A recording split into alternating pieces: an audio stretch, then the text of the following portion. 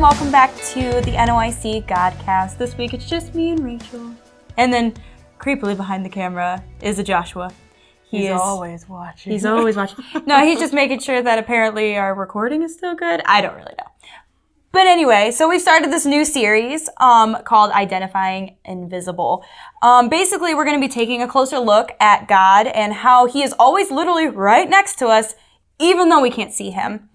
Last week, Josh talked about how we have two different realms going on. The one that we physically see, the one that's right here in front of us, and then the true reality that God can see. Right.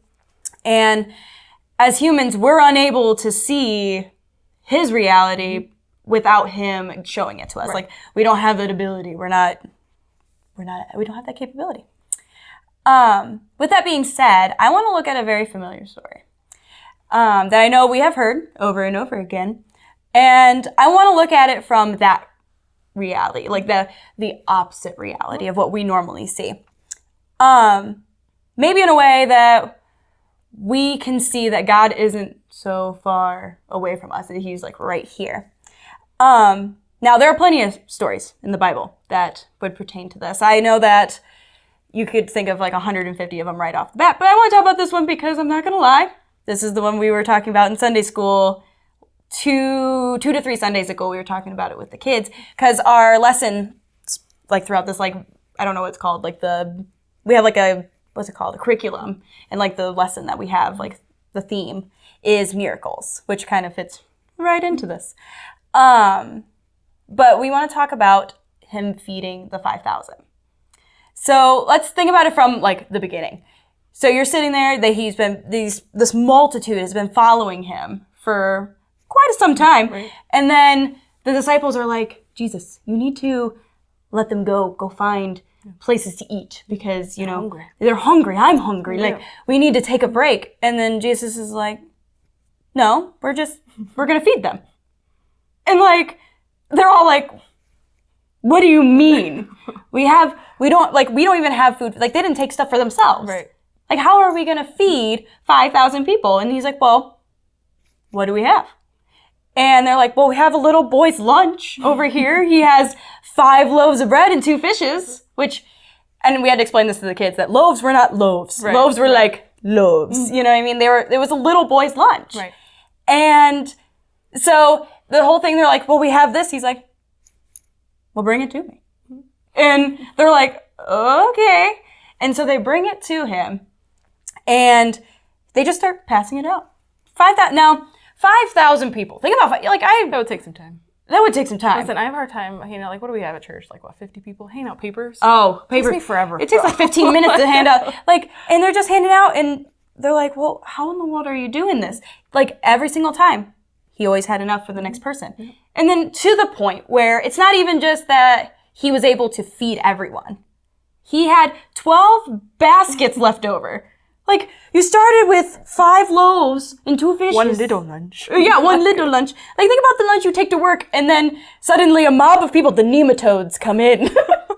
If anybody knows SpongeBob. But, like, they come in, and then they're like, okay, you're going to feed everybody with this lunch. It wasn't just they got their fill. Like, everybody was stuffed. Mm-hmm. Like, think about going to Golden Corral. And, like, you don't just, like, snack a little bit. You paid that money. You eat way more than you should. You roll more out of there. Now, in the disciples' view, which is how we see things, we were only able to see the copious amount of people. Like, you would just be like, this is... Because they said to him, well, just send them away. Tell them to go find their own food. Yeah. Like, and we do that as humans. I think we look at situations and we try to come up with suggestions for God. Right. And that's what I want to talk about today. Like, we think that we look at this and we're like, oh, this is logically the best answer. God, do this. Right. This is what's going to make sense. When in reality, he's like, just do what I said. You know what I mean?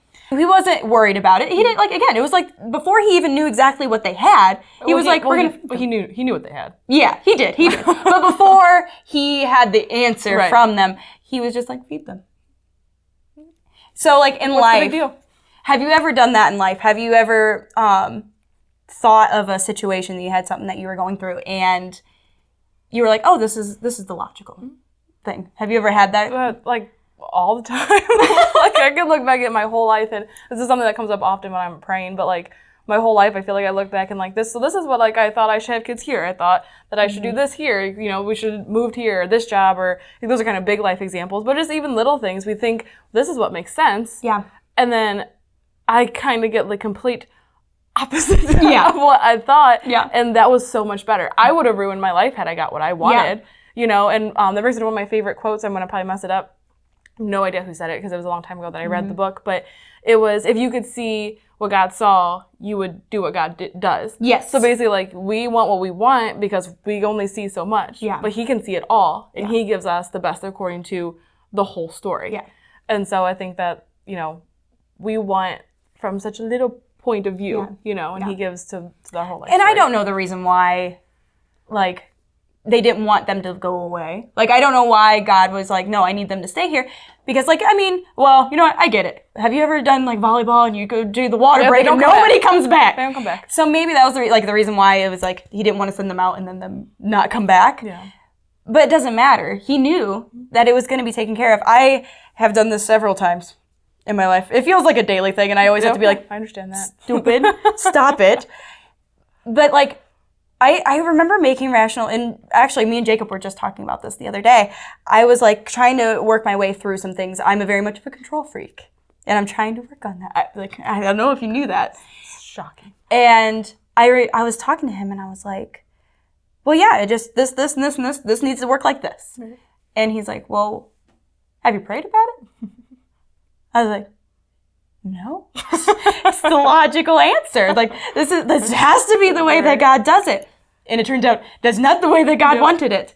And I think that we as humans, we try to out-logic God, even though he can see everything. Right. It's like when you're looking at, whenever I think about the two realms thing, I think about, have you ever seen those pictures where like you can't see something until you have it at a certain angle? Right. And that's how I think about this. Like, God sees it from that perfect angle. He's like, yeah, this is exactly. And I wonder if he's ever sitting up there and like right here. He's not up there. I mean, right here. Right here. It's like the other day for me. But like this, and he's just like, why aren't you happy? Yeah. Like, this is good. This is going to be good for you. This is the way that it's supposed to happen. And he's just like, why are you trying to logic it out? He's like, I created this world and I can see things far above you. I just want us to take this in, pause, and think about the things that you're trying to logic through your life. Like the everyday, the things that you're like, well, should I be nice to this coworker? Should I do this thing? Should I talk to this person? Like the life decisions, even big life decisions that you're making, like when to buy a house, like we're all making life decisions as it is. Just stop and think, not the logic thing, not the thing that makes the most sense in your brain. Think about what God wants you to do through this. Because ultimately, he's going to know. And if you just ask him, I wonder if that's another thing I wanted to think about. Like, if he's ever just like, if you just ask me, I'd tell you. Like, you don't have to work this hard for it. Right. You could just literally ask me, and I would just tell you. Yep. Or point you the right way. Yeah. That reminds me of Amanda's testimony when we did our outside service. Oh, that was such an awesome testimony, and I'm not going to be able to say exactly what she said. But basically, you know, why spend all this time worrying about all these things, you know, our kids and all the different things that we can worry about? Like, just sit back and be like, God already has the best planned. So sit back and say, it is well with my soul. Yeah. No matter what. Yeah. You're along for the ride. God already has it planned. So just relax, you know, enjoy it. Yeah.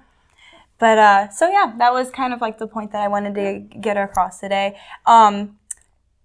He sees and knows everything. So not only is he qualified to make those decisions for you, but he's the only one that's qualified to make those decisions for you.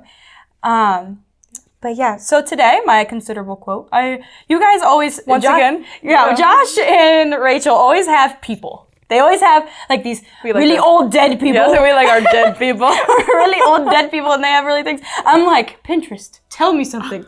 And so this one, I have no idea who's from, and it said unknown on it. So we can have confidence in the unseen because we can trust the one who sees it all.